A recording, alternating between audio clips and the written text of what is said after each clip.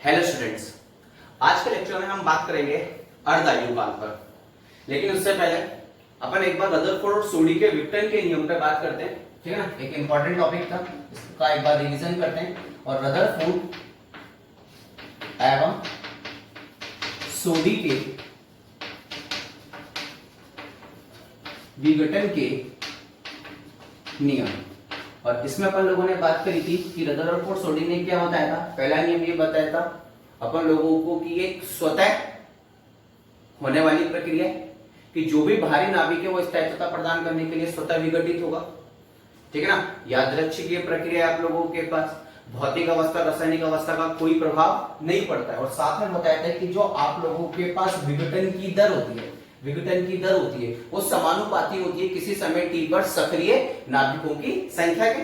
और जब अपन इसको सॉल्व करते तो अपने पास आता है माइनस लैम्डा इंटू एन। एक इस तरीके की इक्वेशन अपन लोगों के पास बन के आई थी है, ठीक, जिसमें dn अपॉन में dt होता है विघटन की दर, लैम्डा होता है, ठीक है ना, रेडियो एक्टिव नियतन, या फिर जिसको अपन क्या बोलेंगे, शैंक बोलेंगे, ठीक। और n क्या होता है, किसी समय t पर सक्रिय नाभिकों की संख्या, ठीक है ना, किसी समय t पर सक्रिय नाभिकों की संख्या आप लोगों के पास होती है, ठीक। और इस पूरी समीकरण को एक तरीके से अपन क्या बोलते हैं, क्षय समीकरण बोलते हैं। क्या बोलते हैं इसको अपन, क्षय समीकरण, क्योंकि इसमें नॉर्मली क्या हो रहा है, जो सक्रिय नाभिक है समय के साथ उनकी संख्या लगातार क्या होती जा रही है, कम होती जा रही है। और जब अपन ने इसका हल निकाला था, इस समीकरण का जब अपन लोगों ने हल निकाला था, तो वो हल आप लोगों के पास आता है n equal to n nought e की पावर माइनस लैम्डा टी। अपन लोगों के पास एक ये इसका हल आया था, जिसमें n क्या था, किसी समय पर, ठीक है ना, सक्रिय नाभिकों की संख्या, शेष सक्रिय नाभिकों की संख्या। n नॉट क्या है अपन लोगों के पास, t इक्वल टू जीरो पे सक्रिय नाभिकों की संख्या, मतलब प्रारंभिक सक्रिय नाभिक। लैम्डा क्या होता है, वही शैंक होता है, और t क्या होता है, ये समय को व्यक्त करता है। आई बात समझ में आप लोगों को, तो आपको ध्यान से देखना, ठीक। और ये जो समीकरण अपन लोगों के पास बनती है, अब देखो इसमें e, तो इस समीकरण को मैं क्या बोलता हूं तरीके से, इसको मैं बोलूंगा चरघातांकी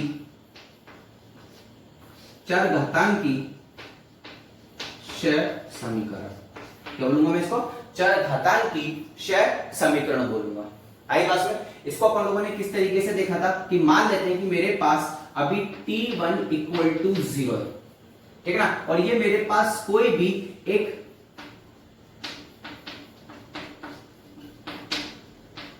रेडियो सक्रिय निकाय है, सब्सटेंस है मेरे पास, कोई निकाय है। तो फिक्स है कि अगर मैं बात करूंगा तो इसके अंदर नाभिक होंगे, बहुत सारे नाभिक होंगे।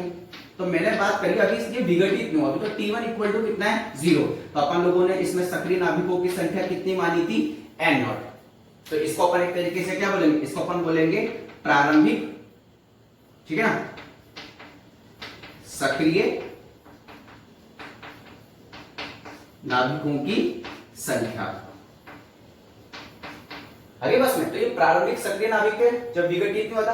तो फिक्स है कि अपन लोगों ने देखा था कि एक टाइम ऐसा आएगा अपन लोगों के पास, ठीक है ना, जब t2 इक्वल टू कितना हो जाएगा, t, तो आप फिक्स है नाभिक विघटित हो रहे, इसका मतलब क्या हो रहा है, मतलब सक्रिय नाभिकों की संख्या कम हो जाएगी। धीरे धीरे नाभिकों ने क्या करा, एक नाभिक ने सोचा कि यार मैं तो बोर हो गया, मुझे तो अपनी प्रति न्यूक्लियन बंधन ऊर्जा बढ़ानी है, तो उसने अपना विघटन स्टार्ट कर दिया। तो फिक्स है कि किसी समय t पर अपन लोगों ने देखा था कि अब सक्रिय नाभिकों की संख्या t समय पर सक्रिय नाभिकों की संख्या कितनी हो गई थी, n हो गई थी।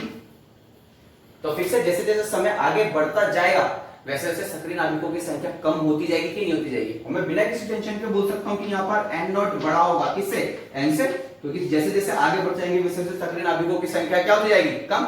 लेकिन एक टाइम ऐसा भी तो आएगा, बहुत ध्यान से देखना आप लोग, एक टाइम ऐसा भी आएगा जिसको मैंने कैपिटल T बोल दिया यहाँ पे, ठीक है ना। एक टाइम ऐसा भी आएगा कि जब इस रेडियो सक्रिय निकाय में जो सक्रिय नाभिक है, एक टाइम ऐसा भी आएगा, इसको मैं एन डैश बोल देता हूं, एक टाइम ऐसा भी आएगा कि इस रेडियो सक्रिय निकाय में T3 equal to capital T पर सक्रिय नाभिकों की संख्या, ठीक है ना, T3 equal to capital T पर सक्रिय नाभिकों की संख्या प्रारंभिक मान की कितनी रह जाएगी, आधी रह जाएगी। आई बस में, तो फिक्स है क्योंकि कम होता रहा ना, तो तो एक टाइम ऐसा भी आएगा कि जब सक्रिय नाभिकों की संख्या कितने टाइम पर, कैपिटल टी टाइम पर सक्रिय नाभिकों की संख्या प्रारंभिक मान की क्या रह जाएगी, आधी रह जाएगी। तो वो समय, बहुत ध्यान से सुनना आप लोग, ठीक है, देखना आप लोग।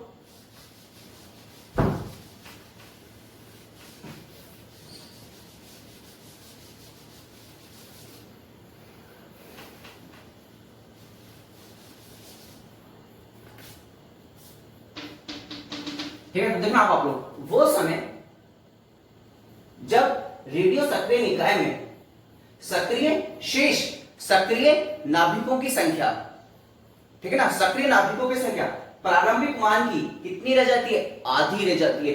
इस तो वो समय आप लोगों के पास क्या कहलाता है, वो समय आप लोगों के पास अर्ध आयु काल कहलाता है। मतलब वो समय जब रेडियो सक्रिय निकाय में सक्रिय नाभिकों की संख्या शेष सक्रिय नाभिकों की संख्या प्रारंभिक मान की कितनी रह जाती है, आधी रह जाती है। वही आप लोगों के पास, वो समय आप लोगों के पास एक तरीके से क्या कहलाता है, वो समय आप लोगों के पास अर्ध आयु काल कहलाता है। तो अर्ध आयु काल वह समय होता है जब शेष सक्रिय नाभिकों की संख्या प्रारंभिक मान की क्या रह जाए, आधी रह जाए, क्या कहलाएगा आप लोगों के पास, अर्ध आयु काल कहलाएगा। तो ऐसी स्थिति में आप बहुत ध्यान से देखना। तो मुझे पता लग गया कि अब जो मेरे पास टी होगा वो मैंने टी ले लिया। अब अर्ध आयु काल की बात करूं, मतलब वो समय जब सक्रिय नाभिकों की संख्या आधी रह जाए, तो मैंने इसको कैपिटल टी से रिप्रेजेंट कर दिया। और हो सकता है कि बहुत सी बुक इसको टी और ऐसे पैरों में क्या लिख दे, 1/2 लिख दे। तो 1/2 का मतलब कि अब वो समय आ गया जब सक्रिय नाभिकों की संख्या कितनी हो गई, आधी होगी, मतलब 1 अर्ध आयु काल आ गया इसका। आगे बस में तो ऐसी कंडीशन पर देखना, टी इक्वल टू मैंने कितना ले लिया यहाँ पर, स्मॉल टी इक्वल टू ले लिया मैंने कैपिटल टी। और उस स्थिति में सक्रिय नाभिकों की संख्या प्रारंभिक मान की कितनी रह गई, आधी रह गई कि नहीं रह गई। तो n इक्वल टू अपन लोगों के पास कितना जाएगा, n0/2 हो जाएगा। आई पास समझे, ठीक ना। तो रदरफोर्ड सोडी के नियम से, ठीक ना, रदरफोर्ड सोडी के नियम से, रदरफोर्ड एवं सोडी के नियम से क्या होता है, n equal to n0 e की पावर माइनस लैम्बडा टी होता है कि नहीं होता है ये। तब आप देखना n की जगह कितना पुट कर दूं, n0/2, तो ये हो जाएगा n0/2 इक्वल टू हो जाएगा n0 e की पावर माइनस लैम्बडा, और t की जगह कितना हो जाएगा, कैपिटल टी। ये n0 से ये n0 क्या हो गया, कैंसिल हो गया। तो 1/2 इक्वल टू, ठीक है ना, 1/2 इक्वल टू कितना हो गया, e की power minus lambda T. Sorry बेटा डिस्टर्बेंस के लिए। तो देखना आप कितना है, 1/2 इक्वल टू e की power minus lambda into capital T. तो मैं इसको ऐसे लिख दूं, 1/2 इक्वल टू 1 में e की पावर लैम्बडा कैपिटल टी। इसको इधर मल्टीप्लाई करो, इसको इधर मल्टीप्लाई करो, तो ये कितना जाएगा, e की power lambda t equal to आपके पास कितना जाएगा, 2। दोनों पक्षों में लॉग ले लो। तो जैसे अपन दोनों पक्षों में लॉग लेंगे तो ये कितना जाएगा, लॉग किस में लेंगे, बेस e में। तो लॉग e की power lambda t equal to log e 2 हो जाएगा। अब आप देखना log e, अब ये जो भी पावर है ये पावर उतर के किधर की तरफ आ जाएगी, आगे की तरफ आ जाएगी। क्योंकि आप सबको याद होना चाहिए कि अगर मेरे पास log m की पावर, अगर मेरे पास m है, इस तरीके से लिखा हुआ है log e m की पावर n, तो ये जो पावर होती है ये उतर के किधर की तरफ आ जाती है, आगे की तरफ आ जाती है। तो मेरे पास क्या बनेगा, n log e, और साथ में इंटू में क्या आ जाएगा अपन लोगों के पास, m हो जाएगा। आगे बात समझ में, तो देखना आप लोग,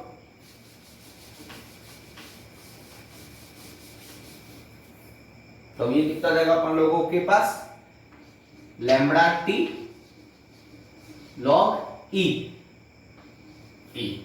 इक्वल टू, अब आप बहुत ध्यान से देखना कि अगर आप लोगों के पास log बेस e 2 है, तो बेस e को अगर मेरे को log बेस 10 में कन्वर्ट करना है, किस में कन्वर्ट करना है, 10 में। मैंने e को log बेस e को मेरे को किस में कन्वर्ट करना है, log बेस 10 में। तो मैं क्या करता हूं, 2.303 से क्या कर देता हूं, मैं मल्टीप्लाई कर देता हूं। और साथ ही साथ अगर आपके पास log base e, log base e, और ई मतलब लोगों के आधार में अगर ई और साथ में ई आ रहा है तो इसकी वैल्यू कितनी होती है आपके पास 1।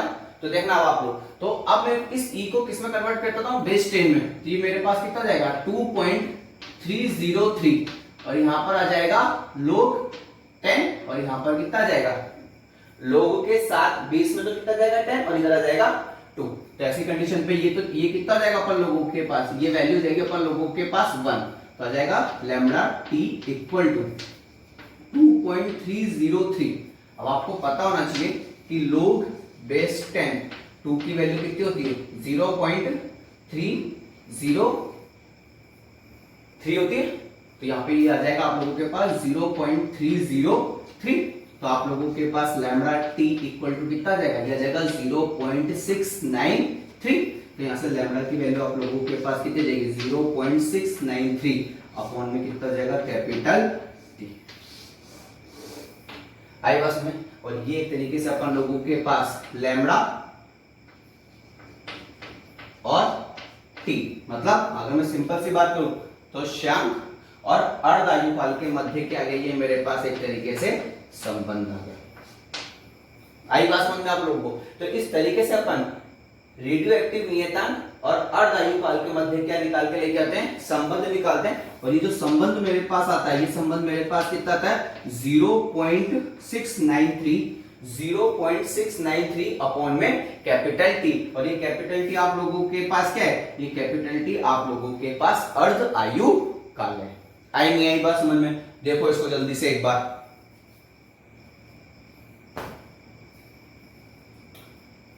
ठीक है। अब आप आगे देखना, इसी में अपन थोड़ा सा और आगे बढ़ते हैं।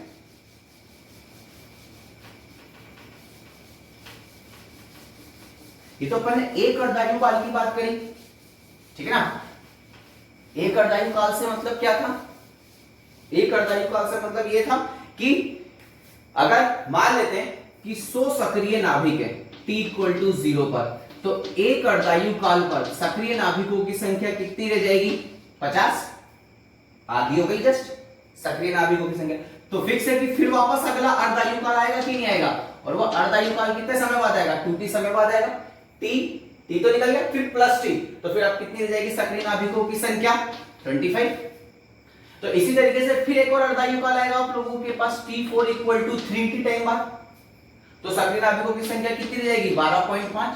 तो ऐसे करके चलता जाएगा, किन चलता जाएगा। तो मुझे बात करनी है कि अगर सपोज मैं n अर्धआयुकाल के लिए बात करता हूं, कितने अर्धआयुकाल के लिए बात करता हूं, n अर्धआयुकाल के लिए बात करता हूं, तो सक्रिय नाभिकों की संख्या कितनी होगी। अरे बात समझना आप लोगों को। अब मैं किसके लिए बात कर रहा हूं, n अर्धआयुकाल के लिए। और अगर n अर्धआयुकाल के लिए बात करूंगा तो सक्रिय नाभिकों की संख्या कितनी होगी, मुझे ये कैलकुलेट करना है। आई बात समझ। तब आप देखना वही रदरफोर्ड एवं सोडी के नियम से।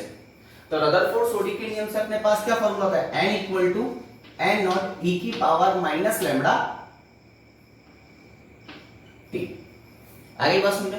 तो ऐसी कंडीशन पे अब आप देखना, तो मेरे पास n, इसको मैं ऐसे लिख देता हूं n अपॉन में n नॉट, इसको नीचे ले जाता हूं, इक्वल टू e की पावर माइनस लैम्डा, और t की जगह कितना लिख देता हूं n इंटू कैपिटल टी लिख देता हूं। ठीक, तो मैं इसको ऐसे लिख दूं n अपॉन में n नॉट इक्वल टू, ठीक, n अपॉन में n nought equal to 1 upon में e की power n lambda into t साथ लिख देता हूं। आगे बात समझे आप लोग। तो ऐसी कंडीशन पे अब मैं क्या करता हूं, उल्टा कर देता हूं सबको उल्टा, ठीक है। इसको इधर ले जाओ, इसको इधर ले जाओ, इसको नीचे लेकर जाओ, तो ये कितना हो जाएगा n नॉट अपॉन में n इक्वल टू e की पावर n लैम्डा टी। दोनों पक्षों में लॉग ले ले, दोनों पक्षों में लॉग लेंगे तो ये कितना जाएगा लॉग बेस e, ठीक है ना। लॉग के आधार में कौन है e, कितना हो जाएगा n नॉट अपॉन में n equal to log base e की पावर n लैम्डा टी। अब ये जो n लैम्डा टी है ये उतर के किधर की तरफ आ जाएगा, आगे की तरफ आ जाएगा। तो ऐसी कंडीशन पे ये कितना जाएगा log बेस e, और ये हो जाएगा आप लोगों के पास n नॉट अपॉन में n इक्वल टू कितना हो जाएगा n lambda capital T log e, और इसकी वैल्यू आप लोगों के पास कितनी होती है 1। तो ऐसी कंडीशन पे अब आप लोगों के पास क्या बचा, बचा आप लोगों के पास log e n nought upon में n इक्वल टू n। अब देखो जो लैम्बडा टी है, अभी अपन लोग करके आए कि जो लैम्बडा टी की वैल्यू होती है आप लोगों के पास, ठीक है ना, जो लैम्बडा टी है अभी अपन लोग जस्ट पहले करके आए कि लैम्बडा टी की वैल्यू अपन लोगों के पास आई थी log e 2 के इक्वल आई थी। आई बात समझ आप लोगों को, किसके इक्वल आई थी, log 2 e के इक्वल आई थी। तो ऐसी कंडीशन पे यहाँ पे कितना जाएगा, log e 2 हो जाएगा। इसको वापस इसकी पावर पे चढ़ा दो तो आप लोगों के पास कितना जाएगा, log e n upon n dot upon में n इक्वल टू कितना जाएगा, log e और यहाँ पर जाएगा 2 की पावर n। अब ये दोनों लोग हट जाएंगे अपने पास, तो अपन लोगों के पास कितना जाएगा, n नॉट अपॉन में n इक्वल टू कितना जाएगा, 2 की पावर n। तो ऐसी कंडीशन पे अपन लोगों के पास क्या फॉर्मूला बनेगा, फॉर्मूला बनेगा n इक्वल टू, तो इसको तो ले जाओ उधर और इसको नीचे डाल दो, तो n इक्वल टू कितना जाएगा, n नॉट अपॉन में 2 की पावर n। आई बात समझ आप लोगों को। तो अगर मैं बात करूं कि n अर्धायुकाल के बाद सक्रिय नाभिकों की संख्या कितनी होगी, n equal to n nought upon में 2 की पावर n होगी। देखो जल्दी से इसको एक बार,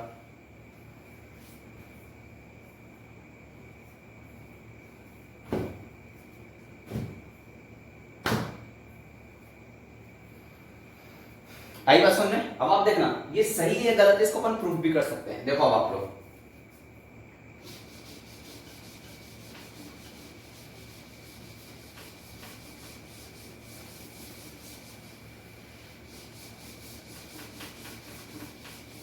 इसको इस तरीके से देखते हैं अपन, देखना अब आप लोग, ठीक, एक तरफ तो ले लेते हैं अपन समय, ठीक, और एक तरफ ले लेते हैं अपन सक्रिय नाभिकों की संख्या। अगली बात सुनो, अब आप देखना, बहुत ध्यान से देखना इस चीज को। अगर आप लोगों के पास t1 इक्वल टू 0, ठीक है ना, प्रारंभिक समय हो गया, तो ऐसी कंडीशन पे उस समय पे सक्रिय नाभिकों की संख्या कितनी होगी आप लोगों के पास, n नॉट होगी कि नहीं होगी, मैक्सिमम अधिकतम होगी। अब जैसे ही पहला अर्धायुकाल आएगा तो t2 इक्वल टू कितना हो गया, t, और अभी आप लोग पढ़ के जैसे ही पहला अर्धायुकाल आएगा सक्रिय नाभिकों की संख्या प्रारंभ की आधी रह जाएगी, ये हो जाएगा n नॉट बाय 2। आई बात में। फिर जैसे अगला अर्धायुकाल आएगा t3 इक्वल टू कितना जाएगा, 2t। अब आप देखो इस अर्धायुकाल, इसके लिए तो प्रारंभिक मान यही हुआ ना इस वाले अर्धायुकाल के लिए, क्यों, क्योंकि ये वाला अर्धायुकाल तो यहीं से स्टार्ट हुआ। तो ऐसी कंडीशन पे आप बहुत ध्यान से सुना, क्या प्रारंभिक मान का आधा रह जाएगा, प्रारंभिक मान का आधा, मतलब जो भी आप लोगों के पास n नॉट बाई 2 है इसका कितना रह जाएगा, आधा। तो फैक्ट है अब ये 2 उतर के नीचे आएगा कि नहीं आएगा, तो आप लोगों के पास जो नंबर आएगा वो कितना आएगा, n नॉट बाय 4। तो ऐसी कंडीशन पे इस n नॉट बाय 4 को मैं क्या लिख सकता हूं, n नॉट अपॉन में 2 की पावर 2 लिख सकता हूं कि नहीं लिख सकता हूं, जबकि यहाँ पे 2 की पावर कितनी है, 1, तो 2 की पावर 1, 2। अब जैसे पहला अर्धायुकाल था तब 1, दूसरा अर्धायुकाल आता है यहाँ पे कितना हो गया, 2। ऐसी करके जब तीसरा अर्धायुकाल आएगा तो यहाँ पे कितना जाएगा, 3t। अब इस वाले अर्धायुकाल के लिए प्रारंभिक मान कौन सा होगा, यहां से होगा, और यहाँ पे प्रारंभिक मान कितना है, n नॉट बाय 4, मतलब अब जो होगा वो n नॉट बाय 4 का भी कितना हो जाएगा, आधा हो जाएगा।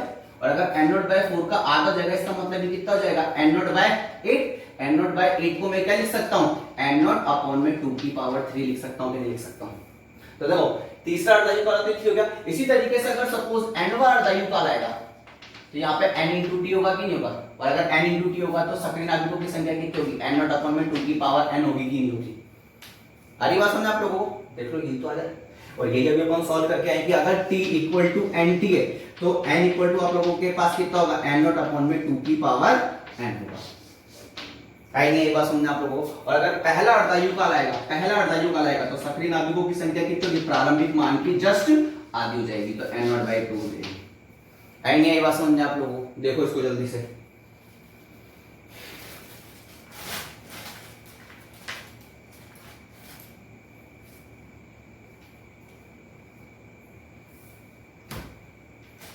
ठीक है, चलो अपन आगे बढ़ते हैं।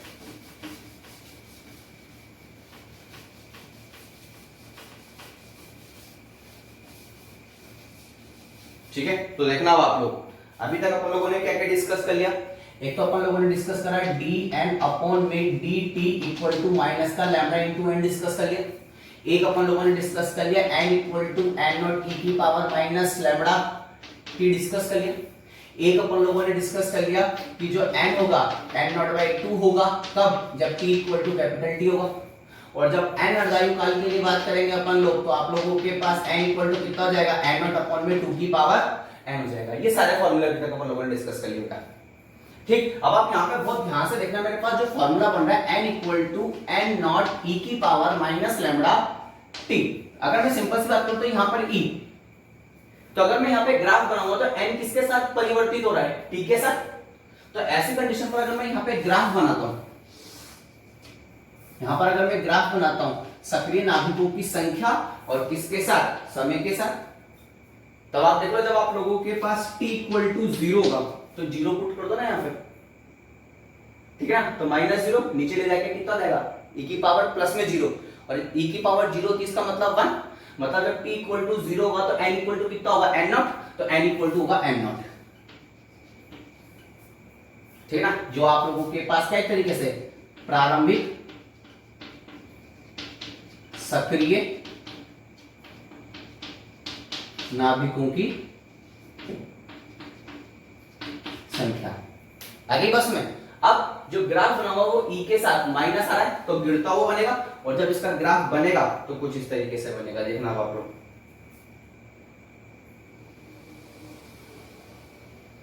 और कहां तक जाएगा ये, सीधा अनंत तक जाएगा। आई बात समझ में आप लोगों को।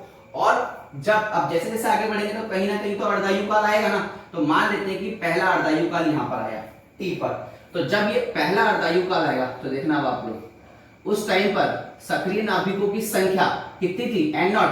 अब जैसे ही पहला अर्धायु काल आएगा तो प्रारंभ की कितनी रह जाएगी, आधी, n नॉट बाय। आगे बात समझे। जैसे ही दूसरा अर्धायु काल आपके पास आएगा 2t, तो जैसे ही दूसरा अर्धायु काल आएगा प्रारंभिक मान, अब प्रारंभिक मान ये रहा, और इसकी भी क्या हो जाएगी, आधी, इसकी आधी हो जाएगी, तो मतलब कितना हो जाएगा, n नॉट बाय 4। जैसे ही आप लोगों के पास तीसरा अर्धायु काल आएगा 3t, तो सक्रिय नाभिकों की संख्या, अब इसका प्रारंभिक मान यही तो है, इसकी आधी रह जाएगी, और n नॉट बाय 4 का आधा आप लोगों के पास कितना होगा, n नॉट बाय 8। इस तरीके से लगातार ये अनंत तक चलता रहेगा, कि चलता रहेगा, क्योंकि अनंत तक ही होगा ये पूरा काम, क्योंकि एक्सपोनेंशियल, एक्सपोनेंशियल मतलब जो विघटन होगा वो कितने टाइम, क्योंकि ये ग्राफ कहां पे जाके मिलेगा, अनंत पे जाके मिलेगा। आगे बस में, और अगर अनंत पे जाके मिलेगा तो फिक्स है कि ये जो पूरी जो अपन लोगों के पास नाभिक के जो विघटन हो रहा है, ये विघटन कितने समय के लिए होगा, अपन लोगों के पास एक तरीके से अनंत समय के लिए होगा। आगे बात समझ में आप लोगों को, पहला तो यहां तक भी डाउट है क्या, चले हम अपन आगे, चलो ठीक। ये जो ग्राफ बना है ना, ये वाला ग्राफ, ये किसके लिए बना है, n equal to n nought e की पावर माइनस लैम्डा t के लिए ग्राफ अपन लोगों ने बनाया। अरे बात समझ में, ठीक। चलो आगे चलते हैं।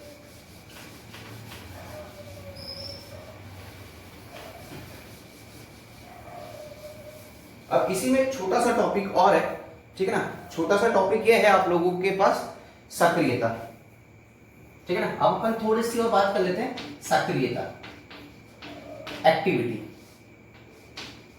इसको अपन कैपिटल ए से रिप्रेजेंट करते हैं। अब नाम से बता रहा है सक्रियता।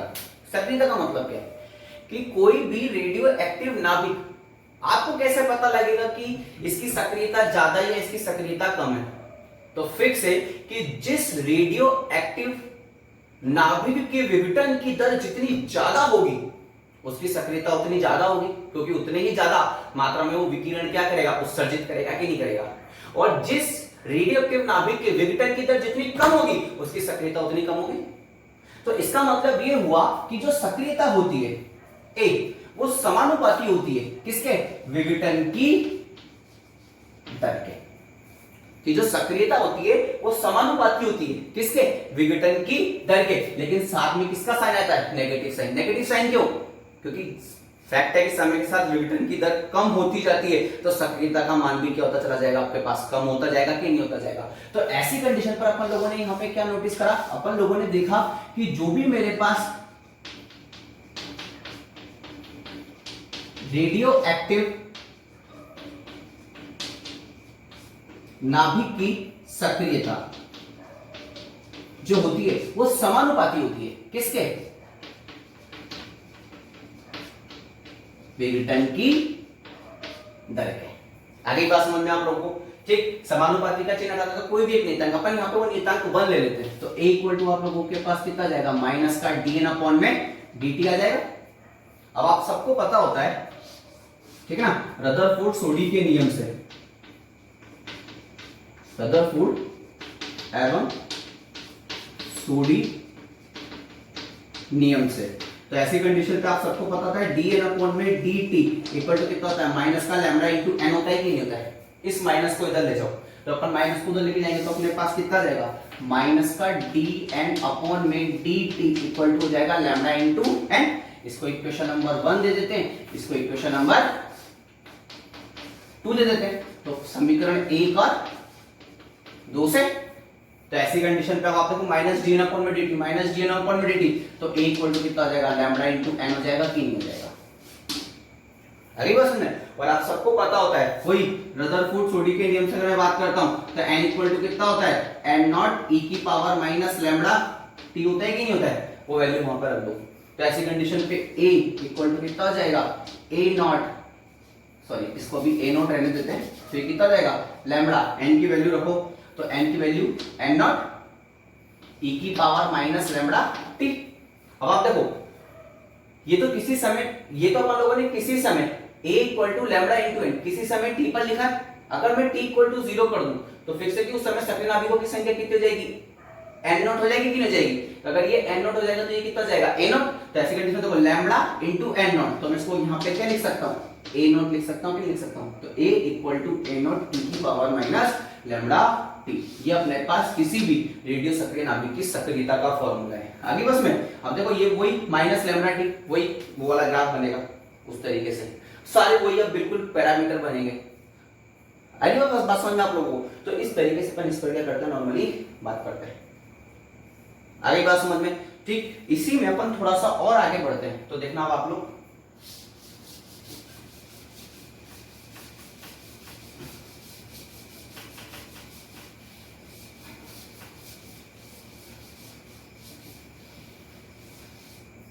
देखना अब आप लोग, अगर मैं यहां पर बात करता हूं मात्रक, बहुत इंपॉर्टेंट है बेटा, सक्रियता का मात्रक, सक्रियता का मात्रक। तो ऐसी कंडीशन पे अगर अपन इसके मात्रक की बात करते हैं, तो अगर मैं इसकी ऐसा यूनिट पे बात करता हूं, ठीक है ना, ऐसा यूनिट मतलब, ठीक है ना, ऐसा ही मात्रक पर अगर मैं इसकी बात करता हूं, तो इसका जो ऐसा ही मात्रक होता है वो अपन लोगों के पास होता है डीके पर सेकेंड। मतलब अगर मैं सिंपल सी बात करूं तो विघटन प्रति सेकेंड। आगे बात समझना आप लोगों को, ठीक है ना, विघटन प्रति सेकेंड। अब इसको सबसे पहले किसने बताया था, इसको सबसे पहले बताया था बेकेरल ने। तो अपन इसको डीके प्रति सेकंड या विघटन प्रति सेकंड, या फिर अपन इसको क्या लिख सकते हैं, बेकेरल भी लिख सकते हैं, ठीक है ना, इसको अपन ऐसे लिख देते हैं बेकेरल। आगे बात समझे, इसको अपन क्या लिख सकते हैं, बेकेरल भी लिख सकते हैं, ठीक है।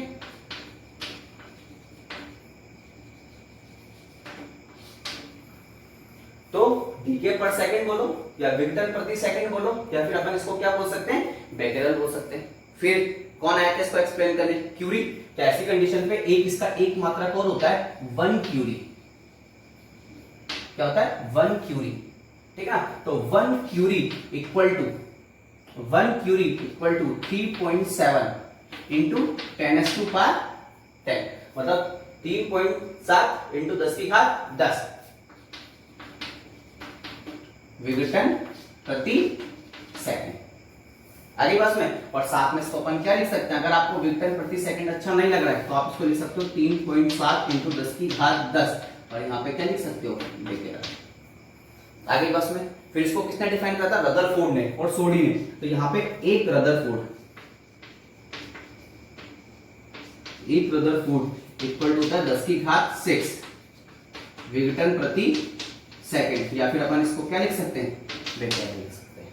आगे की बात समझ में। तो ऐसी कंडीशन पे मैं क्या देखता हूं कि जो सक्रियता होती है इसके 3 मात्रक होते हैं, ठीक। जो मेन मात्रक होता है वो तो आप लोगों के पास होता ही है, डीके पर सेकंड, विघटन प्रति सेकंड, या फिर अगर मैं बात करूं तो बेकेरेल। और एक मात्रक क्या हो जाएगा, क्यूरी, और एक मात्रक आप लोगों के पास क्या हो जाएगा, रदरफोर्ड हो जाएगा। तो इस तरीके से इसके टोटल 3 मात्रक होते हैं। मतलब अच्छे से याद रखना है आप लोगों को, कभी कभार ये वैल्यूज पूछ लेता है वो आप लोगों से। आगे की बात समझ में, ठीक। देखो इसको अच्छे से एक बार,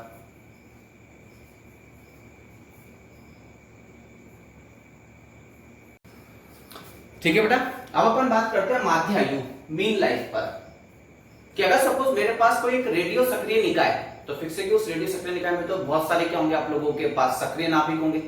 और अपन पहले बात कर चुके हैं कि जो अपने पास जो रेडियो एक्टिव नाभिक होते हैं इनका जो विघटन होता है ये एक स्वतः यादृच्छिक प्रक्रिया है। जिस नाभिक की जब मर्जी पड़ेगी तब वो जाके क्या होगा, अपना विघटन स्टार्ट करेगा। अरे बात समझा आप लोगों को। तो फिक्स है कि किसी नाभिक का विघटन कभी हो रहा होगा तो किसी नाभिक का विघटन कभी हो रहा होगा, लेकिन अपन को ओवरऑल इनका क्या निकालना है कि मेरे पास कोई एक रेडियो सक्रिय नाभिक है, उसका नाभिक कब विघटित हो या कब विघटित हो मुझे कोई मतलब नहीं है, मेरे को तो उसकी माध्य आयु निकाल के बता दो। जैसे अपन सिंपल सी बात करते हैं कि एक क्लास में अगर 100 बच्चे, ठीक है ना, अगर 100 बच्चे हैं तो 100 की परसेंटेज एक थोड़ी ना होती है, सबके अलग अलग है। लेकिन अगर मेरे से कोई बोले कि इस क्लास की औसत परसेंटेज निकाल के बताओ, तो मैं औसत परसेंटेज क्या निकालूंगा कि जितने भी बच्चे हैं 100 बच्चे हैं सबकी परसेंटेज लूंगा, सबको ऐड करूंगा और 100 से क्या कर दूंगा, डिवाइड कर दूंगा। यही तो एक तरीके से क्या है मेरे पास, ठीक है ना, माध्य लेने का तरीका है। तो यहाँ पे मेरे को आयु निकालनी है, तो मैं क्या करूंगा, मैं यहाँ पे माध्य आयु जब निकालूंगा तो बहुत ध्यान से देखना, जब भी मैं माध्य आयु की बात करूंगा तो माध्य आयु इक्वल टू क्या होगा मेरे पास, अब आयु की बात कर रहा हूं तो सभी नाभिकों की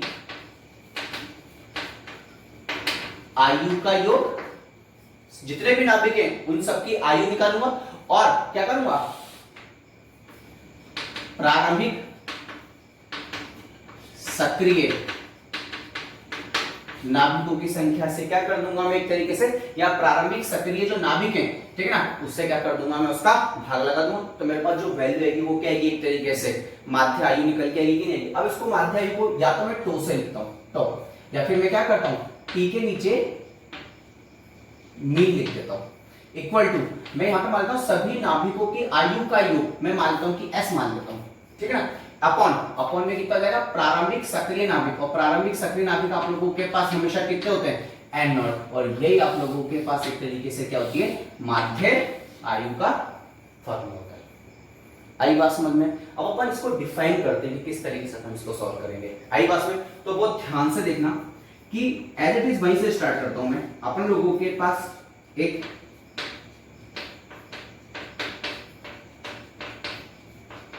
रेडियो सक्रिय नाभिक है, मतलब रेडियो सक्रिय निकाय, ठीक है ना, T1 इक्वल टू 0 पर इसमें सक्रिय नाभिकों की संख्या कितनी होगी आप लोगों के पास, सक्रिय नाभिकों की संख्या होगी आप लोगों के पास n।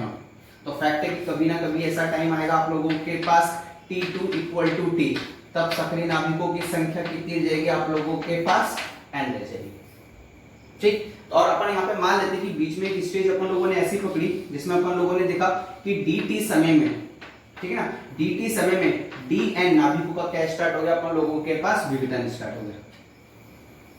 अगली बस में तो t इक्वल टू 0 पे t1 इक्वल टू 0 पे सक्रिय नाभिक कितने थे, n नॉट प्रारंभिक हो गया, और फिर अपन को कहां तक बात करी, अपन ने t तक बात करी, ठीक। और अब कितने रह गए, n। अपन मान लेते हैं कि dt समय में यहाँ पे कितने नाभिक विघटित हो रहे हैं, dn। तो अपन तो ये मान के चलते हैं कि किसी रेडियो सक्रिय निकाय में dn नाभिक की क्या हो रहे हैं, विघटित हो रहे हैं। कितने नाभिक विघटित हो रहे हैं, dn। यहां से स्टार्ट हुआ लास्ट तक कितने हो रहे हैं, जहां तक अपन लोगों ने देखा t समय तक कितने नाभिक विघटित हो रहे हैं, dn नाभिक क्या हो रहे हैं, विघटित हो रहे हैं। तो मैं इसको साइड में लिख देता हूं, है ना। तो मेरे पास यहां से फॉर्मूला क्या है, 2 इक्वल टू s अपॉन में n नॉट। मैं सबसे पहले s की वैल्यू निकालता हूं, s की वैल्यू। तो मुझे पता है कि t प्रारंभिक स्थिति में n नॉट, t समय बाद कितने रह गए, n, और मैंने देख लिया कि मैं मान लेता हूं कि dn नाभिक विघटित हो रहे हैं, ठीक है ना। dt समय में कितने नाभिक विघटित हुए, dn नाभिक विघटित हुए, और अपन मान के चलते हैं कि उस टोटल समय में t समय तक dn नाभिक की क्या हो रहे हैं, विघटित हो रहे हैं। तो ऐसी कंडीशन पर अगर मेरे से कोई पूछे कि dn नाभिकों की आयु बताओ, कितने समय तक के लिए? t समय तक के लिए। अरे बस में तो अपन को क्या करना है, dn नाभिकों की क्या बतानी है? आयु बतानी है। कितने समय के लिए? t समय के लिए। तो मेरे पास कितना आ जाएगा? अब आप देखो, एक dn नाभिक, एक नाभिक की आयु t, तो दूसरे की भी t, तीसरे की भी t, चौथे की भी t, तो dn जो नाभिक है सबकी कितनी हो जाएगी? t। तो ऐसी कंडीशन पे मैं सिंपल सी बात करूं तो टोटल कितनी हो जाएगी? t इंटू dn हो जाएगी कि नहीं हो जाएगी? तो ये एक तरीके से क्या हो गया? आयु का योग हो गया कि नहीं होगा? एक नाभिक की t प्लस दूसरे की भी t, तीसरे की भी t, ऐसे करके मुझे कहां तक जाना है? dn तक जाना है। तो मैं ज्यादा दिमाग क्यों लगाऊं? मैं t को मल्टीप्लाई कर दूं d से, तो dn नाभिकों की आयु निकल के आ जाएगी कि नहीं जाएगी? और जो कुल आयु निकल के आएगी वो मेरे पास कितनी निकल के आएगी? ds। अरे बस में अब आप सबको पता होता है कि रदरफोर्ड सोडी के नियम से, देखना आप लोग, रदरफोर्ड एवं सोडी नियम से, तो dn अपॉन में dt इक्वल टू माइनस का लैम्डा इंटू n होता है। माइनस का साइन क्या बताता है? माइनस का साइन ये बताता है कि विघटन की दर समय के साथ कम होती जा रही है। अपन को यहाँ पे विघटन की दर से तो मतलब नहीं, अपन को तो माध्य आयु निकालनी, ठीक, समय निकाला है। तो मैं इसको dn इक्वल टू लिख सकता हूँ माइनस का लैम्डा इंटू dt लिख सकता हूँ, क्या लिख सकता हूँ? तो मैं यहाँ पे क्या कर देता हूँ, इसका मोड ले लेता हूँ, केवल पॉजिटिव वैल्यू, क्योंकि समय तो हमेशा वैसे ही चलेगा, अर्धायु काल t, उसको तो कोई फर्क पड़ना है नहीं। तो dn इक्वल टू कितना जाएगा? लैम्डा n इंटू dt हो जाएगा कि नहीं हो जाएगा? तो देखो dn की वैल्यू यहाँ पर रखो, तो आप लोगों के पास ds इक्वल टू कितना हो गया? t, dn की वैल्यू कितनी जाएगी? लैम्डा n, और कितनी हो जाएगी? dt। और n की वैल्यू आप सबको पता होती है, n इक्वल टू कितना होता है? n नॉट e की पावर माइनस लैम्डा t होता है। तो ऐसी कंडीशन पे आप लोगों के पास ds इक्वल टू कितना हो जाएगा? t into lambda into n nought e की power minus lambda t dt हो जाएगा। आगे बस में अपन को पता है कि ये जो पूरी प्रक्रिया चलेगी ये तो अनंत समय के लिए चलेगी, ठीक है ना? तो ऐसी कंडीशन पे देखना आप लोग, ठीक है ना? तो अपन दोनों पक्षों का समाप्त, तो अपन मान लेते हैं कि जो t1 समय t1 से चला, और ये जो पूरी प्रक्रिया चलेगी कितने समय तक के लिए चलेगी?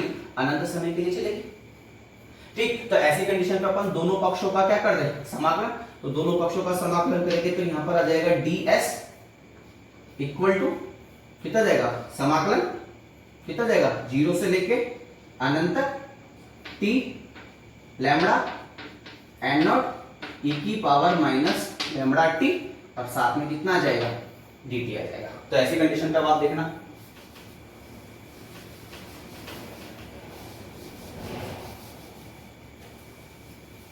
ठीक है ना? क्योंकि कोई भी सक्रिय नाभिक होता है, अब अपन ने देखा था, याद करो जब ग्राफ बनाया था चरघातांकी रूप से, कहां पे जाके सक्रिय नाभिकों की संख्या 0 होगी? अनंत समय पे जाके होगी। तो मैं अपन ऐसे ही नहीं लिख रहे हैं अनंत, अरे बस मैं ऐसे ही नहीं लिख रहे हैं, क्योंकि अपन ने चरघातांकी वाला ग्राफ बनाया था इस तरीके से, कहां पे जाके मिलेगा? समय की अक्ष से अनंत पे जाके मिलेगा कि नहीं मिलेगा? तो फिर से जो भी प्रक्रिया चलेगी कितने समय तक के लिए चलेगी? अनंत समय के लिए चलेगी, इसलिए मैंने यहाँ पे 0 से लेके अनंत लिखा है। तो ऐसी कंडीशन पे मेरे पास यहाँ से s इक्वल टू, अब देखो लैम्डा और n नॉट तो कांस्टेंट है, बाहर निकालो, तो जाएगा लैम्डा n नॉट 0 से लेके अनंत, और ये कितना जाएगा अपन लोगों के पास? t e की पावर माइनस लैम्डा t, और यहाँ पर कितना जाएगा? dt हो जाएगा। आ गई बस में? तो मैं यहाँ पे इसको डायरेक्ट कर रहा हूँ बेटा, अपन को डायरेक्ट से मतलब है, जब मैं e की पावर समाकलन करता हूँ 0 से अनंत t e की power minus lambda t dt का, तो इसकी जो वैल्यू आएगी मेरे पास वो 1 अपॉन में लैम्डा स्क्वायर निकल के आएगी। कितनी निकल के आएगी? 1 अपॉन में लैम्डा स्क्वायर, क्योंकि t की वैल्यू तो अपन पुट कर देंगे, जो भी बचेगा लैम्डा बचेगा, तो वैल्यू कितनी आएगी? 1 अपॉन में लैम्डा स्क्वायर। तो ऐसी कंडीशन पे आप लोगों के पास s इक्वल टू कितना हो जाएगा? लैम्डा n नॉट, ठीक है ना? लैम्डा n नॉट, और इस पूरे समाकलन की वैल्यू आप लोगों के पास निकल के कितनी आएगी? 1 अपॉन में लैम्डा का स्क्वायर, ठीक है ना? एक लैम्डा से एक लैम्डा कैंसिल हो गया, इसको इक्वेशन नंबर 1 दे देते हैं। तो यहाँ से s इक्वल टू कितना जाएगा? s इक्वल टू जाएगा n नॉट अपॉन में लैम्डा। अब s का मान समीकरण 1 में रख दे यहाँ पर, तो आप लोगों के पास समीकरण 1 में जब s का मान रखोगे तो टो इक्वल टू कितना जाएगा आप लोगों के पास? n नॉट अपॉन में लैम्डा अपॉन में n नॉट। तो ये लैम्बडा तो उतर के नीचे आ जाएगा और एन नोट से एन नोट कैंसिल हो जाएगा, तो कितना बचेगा 1 अपॉन में लैम्बडा। तो आप लोगों के पास जो माध्य आयु की वैल्यू आएगी वो कितनी आएगी 1 अपॉन में लैम्बडा के इक्वल आएगी। ये एक तरीके से आप लोगों के पास माध्य आयु काल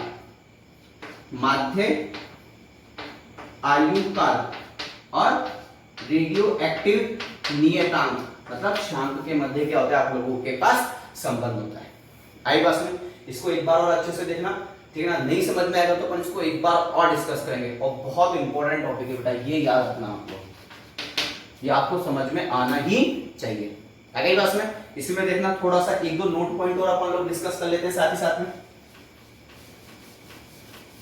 अभी अपन लोग थोड़ी देर पहले पढ़ के आए थे कि लैम्बडा इक्वल टू होता है 0.693 अपॉन में कैपिटल टी, पता ही नहीं होता है, ठीक है। तो मैं यहां से टी की वैल्यू कितनी ले सकता हूं, टी ये अर्धआयु काल वाला टी है ना, इक्वल टू हो जाएगा 0.693 अपॉन में लैम्बडा हो जाएगा, ऐसे भी लिख सकते हैं। और एक अपन लोगों के पास टो इक्वल टू कितना आया 1 अपॉन में लैम्बडा आया कि है, तो देखना आप लोग।